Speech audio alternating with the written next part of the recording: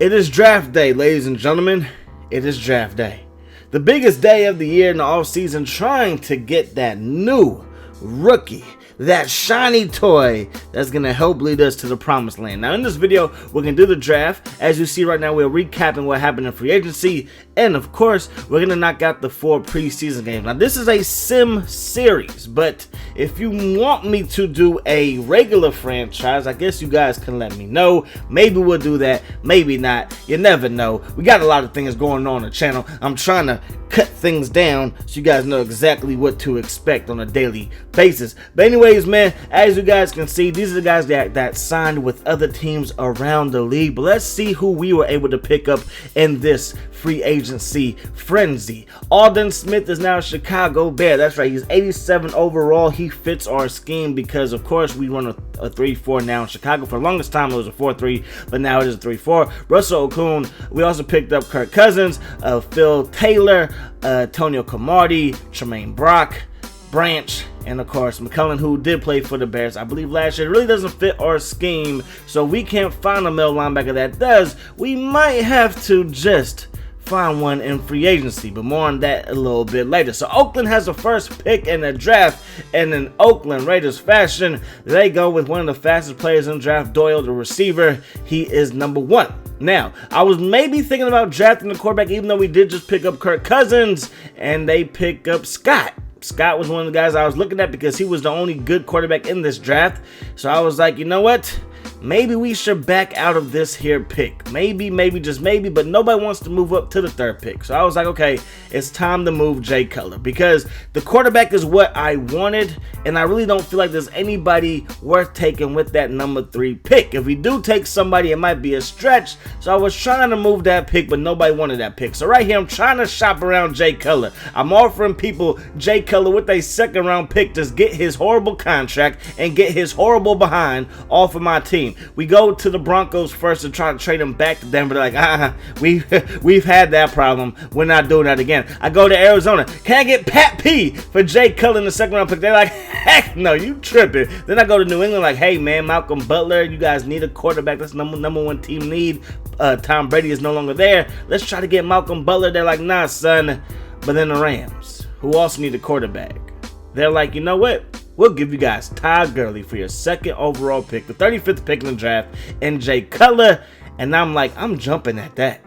So Todd Gurley is now a Chicago Bear. I did want to see what Langford could do for us, but you know what? Todd Gurley is Todd Gurley. And now we're going to, with our first pick of the draft, 3rd overall, we pick Jack French. He is a 78 overall left end. We don't have any left ends on the team, so you know what? That is a big deal, so we needed him. I'm also trying to move back into the 1st round. We offered New York a deal. They declined. We offered the Redskins a deal. They declined. And the Redskins, believe it or not, take the middle linebacker that I wanted. They take Hobbs, who would have fit our scheme perfectly, so he might have to look to sign another free agent. And now we just have a whole bunch of free agents on our roster. So because we gave up the 2nd overall pick to pick up Todd Gurley and we gave up Jay Cutler, we now have a double 3rd rounder. So we have our 3rd round pick at number 3, then we have the Browns, not the Browns, but we have the Rams 3rd round pick as well. So we end up trading that pick for another pick for next year's draft in the 3rd round. And with the 3rd round pick, we pick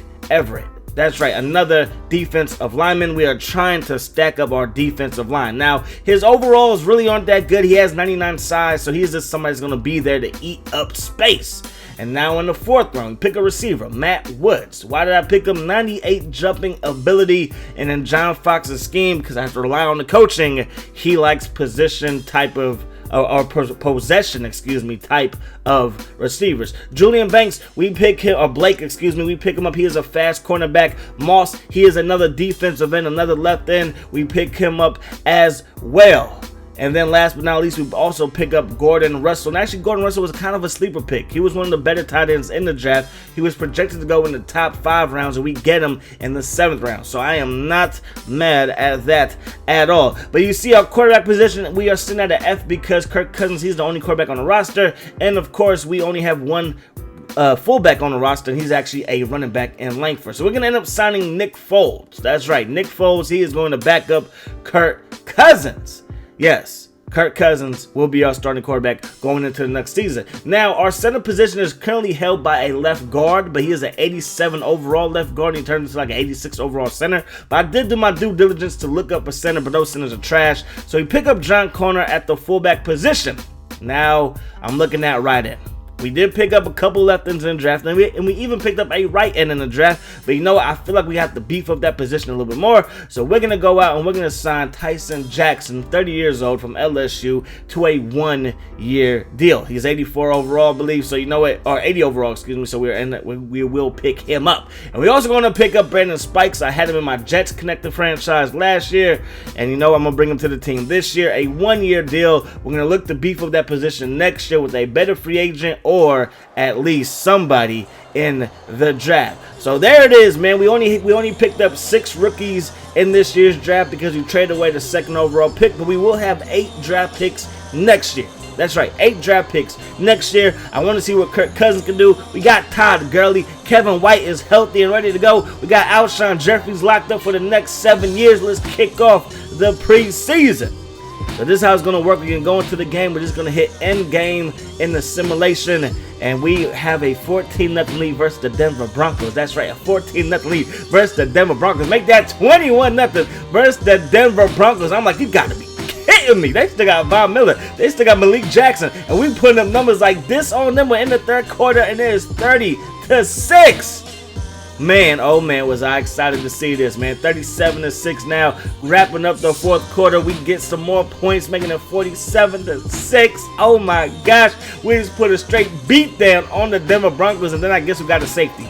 So I'll take it, man. Denver, they're going to walk up out of here with the loss, but hey, it's just preseason. I want to see what these guys did. Kirk Cousins, he was 8 of 19. Not the best numbers. 134 yards. He only completed 42% of his passes, but he had a touchdown and no INTs, which I like. Nick Foles had better numbers, had 2 TDs, but he also threw a pick. That is a little bit concerning. I want to have a capable backup that is not going to cost us games just in case we lose Kirk Cousins. We look at Langford. He's hurt. As you can see, that little thing on the right side of your screen, he is hurt. And I do not want that to happen because I actually feel like he can be a capable running back if Todd Gurley, for whatever reason, gets hurt or doesn't, prove to be the guy that we think he can be. Matt Woods, he led the team in receptions. He had 6 receptions, 75 yards, no TDs. And, of course, my man Alshon Jeffrey, he had to get in the end zone, baby. 3 catches, 50 yards, plus that 1 TD. So, our offense played pretty well. I want to see if anybody stood on the defensive side of the ball. We see for solo tackles that McCullen, he led the team with 5, he was tied for 5 with a whole bunch of other players. But total tackles, Fuller and Branch, don't really want to see that. I don't want to see my DBs leading the team in tackles. You know what I mean? Total tackles, I really don't want to see that. As far as sacks, though, Young got after the quarterback. Phil Taylor got the quarterback. Fuller got a sack, or half a sack, and so did Jackson. Interceptions, Kyle Fuller again. He's making plays for us. He is making plays for us. He's still pretty young, so you know that when it comes to the practices and stuff like that, I want to try to up his overall because I feel like he can still progress for us going down the road. So we have to sign James Starks, the former Packer. We now sign him because, again, Langford is out for 4 weeks with a dislocated ankle. And now we're taking on the Super Bowl champions, baby. The Super Bowl champions, and we take a 14-0 lead versus the champs. That's right. Last year, the Titans beat the Seahawks in the Super Bowl, and now we're taking them on in the 2nd week of the preseason, and they came back in a major way. 21 unanswered point, like, pow, take that, man. And now it's 28-14 as we start the 3rd quarter. Can we get any offense going in the 2nd half? Well, we get a field goal right there. So maybe we can come back, but then they get a field goal themselves. So we're back down 14, and then they just run away with it. They just run away with it, man. Unbelievable. 52-17 is the final in this one. Nick Foles, he threw for no touchdown passes at all. Kirk Cousins, he didn't throw for anybody. He also didn't throw any picks, but Nick Foles, man, back-to-back games with a pick. This time he threw 2 picks. 2 picks. 2. So you have 3 interceptions in the first 2 preseason games. That's not good, man. James Starks had a nice game on the ground. Todd Gurley, I believe he had 7 carries for 21 yards. Not the best day. A little bit concerning, but hey, it is just the preseason. And now one of the things that I hate in Connected Franchise Mode, how you play a division rival in preseason. Like, why? Why, EA? Like, that shouldn't even be in the game. That's not even something that you should have to fix. That's something that should just never, ever happen. So we take on Detroit. In Detroit, they put up 7 on us quick, fast, in a hurry. Our offense can't get nothing, and I mean nothing going. We're down by 10 halfway through the second quarter. Make that 13 as the second quarter comes to an end. 13-0 going into the second half. Make that 19-0 as the third quarter winds down. We finally get on the board, but so do they, making it a 32-3 game, excuse me, not 46-3 game, as our offense can't do anything versus the Detroit Lions. And it wasn't like it was the passing game. Yes, they had 354 yards passing, but 239 yards on the ground for the Detroit Lions? Did they have Barry Sanders? I mean, what's going on, man? We were only able to put up a couple, but as you can see, Pat O'Donnell played. Nick Foles didn't even, throw a pass. So I'm wondering if Nick Foles got hurt before the game or after the game, and I couldn't really tell. So he's hurt, though. He's out for, the next 5 weeks with a dislocated, I think it's an elbow or something like that. So he signed Chase Daniels. 1 year, $1.7 million contract for my man Chase Daniels. Now it's time for the final preseason game. Todd Gurley, I'm hoping that we can get somebody you. My man Arian Foster, who just got cut today, is 83 overall in this here franchise. That's not good, Arian Foster. You're one of the better running backs, you know what I mean? But anyways, let's get back to this. We are down by 7, and now we're going to give the ball back to Houston. We're down by 14. So I'm like, we got to come back in a major way. We put 7 up on the board. We can stop and put 14 up on the board. We tie the ball game, and then we're down by 3, 17-14. But then we drive down the field, we tied up. I'm like, let's win our last preseason game at 17-17. Now it's 20-17, and then they tie the ball game up. Then they score a touchdown, and Chase Daniels can't bring us back. So that's gonna wrap up the preseason. We go 1-3. We beat the brakes off the Denver Broncos, and then we get our butts whooped by the Titans, by the Lions, and then we lose to Houston. But we had 155 yards rushing. That's pretty good. 251 through the air. Not bad as well. My man